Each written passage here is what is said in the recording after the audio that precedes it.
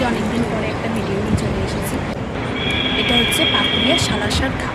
বালাজি ঠাকুর আছে আর হচ্ছে হনুমান ঠাকুর আছে। হনুমান ঠাকুর আমরা যেরকম নর্মালি হনুমান ঠাকুরকে দেখি, এখানে হচ্ছে তারি গফলা আর হনুমান ঠাকুর আছে। মানে এটাই এখানে এই মন্দিরের বিশেষত্বটা। এটা খুব, চলো তোমাদেরকেও দেখাই পুরো মন্দিরটা কত সুন্দর। এখানে অনেকেই আছে যারা হয়তো মানে যারা সিঁড়ি থেকে উঠতে পারে না, অনেকেরই পায়ের প্রবলেম আছে, তাদের জন্য লিফটের ব্যবস্থাও আছে। মন্দিরে ঢুকেই প্রথমেই বাঁদিকেই হচ্ছে জুতো রাখার জায়গা, তারপরে হচ্ছে হাত ধুয়ে তারপরে মন্দিরে প্রবেশ। এই যে মন্দিরটা এতটা উঁচু, সুন্দর দেখতে।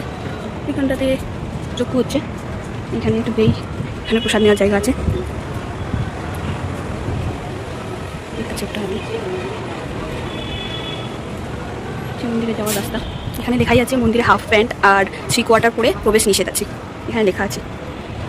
সবাই সিঁড়ি ভেঙে উপরে উঠে দেখি কি মন্দিরের কারুকার্যগুলো দেখুন কত সুন্দর। মন্দিরের কারুকার্যগুলো আমার তো খুবই ভীষণ ভালো লেগেছে। আপনারা একবারে আসতে পারেন। এবার মন্দিরের ভিতরে আসল ঠাকুরটা পুরো দেখাচ্ছি। ভিতরে গিয়ে ভিডিও করা বারণ, তাই দেখিয়ে দিচ্ছি এখান থেকেই, দূর থেকেই। এই যে ভিতরে যেটা দেখতে পাচ্ছেন, এটা পুরোটা হচ্ছে রূপোর কাজ করা।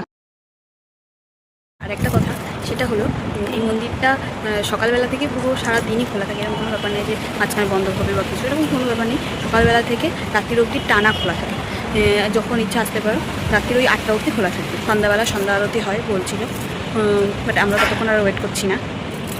চলুন এবার বলে দিই আপনারা কীভাবে যেতে পারবেন পাকুড়িয়া সালাসার ধাম। আমরা হচ্ছে স্বরূপগামী যে কোনো বাসে উঠেছিলাম ডানলাভ থেকে। তো ওখানে বলেছিলাম যে আমরা রাম মন্দিরে নামবো, ওনারাই আমাদেরকে নামিয়ে দিয়েছে। ব্যাকে দেখতেই পেলেন একটা কারখানা রয়েছে। আমরা ব্রিজের আগেই নেমে গেছি। এই ব্রিজ ক্রস করে নামে অনেকটা হাঁটতে হবে, সেই জন্য আমরা আগেই নেমে গেছিলাম হাইওয়েতে। তারপরে এই যে রাস্তাটা পার করলেই হচ্ছে পাকুড়িয়া সালাসার ধাম।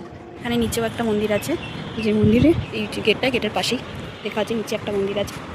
এটা এই যে উপরের মন্দিরটা আমরা তখন ঘুরলাম, এখন এই নিচে এসেছি। নিচের মন্দির, এখানেও একই, ফটো তোলা নিষিদ্ধ আছে, তাই নিচে এমনি যাচ্ছি।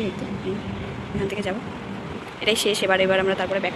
আজকের জন্য আমাদের এতটুকুই, ঘোরা এখানেই কমপ্লিট। এখানে আর সেরকম কিছু মানে আর কি এদিক ওদিক যাওয়ার জায়গা নেই। তো একটুখানি বসেছিলাম, আজকে এখানেই ঘোরাটা শেষ। কারণ সন্ধ্যা হতে মোটামুটি এখন অনেকটাই টাইম লাগবে। আমরা যেহেতু গরমকালে এসেছি, গরমকালে একটু সন্ধ্যা হতে টাইমই নেই। তো সেই জন্য আমরা এবার এটা দেখে বেরিয়ে যাবো। Bye bye. কেমন লাগলো এই ছোট্ট ব্লগটা জানি।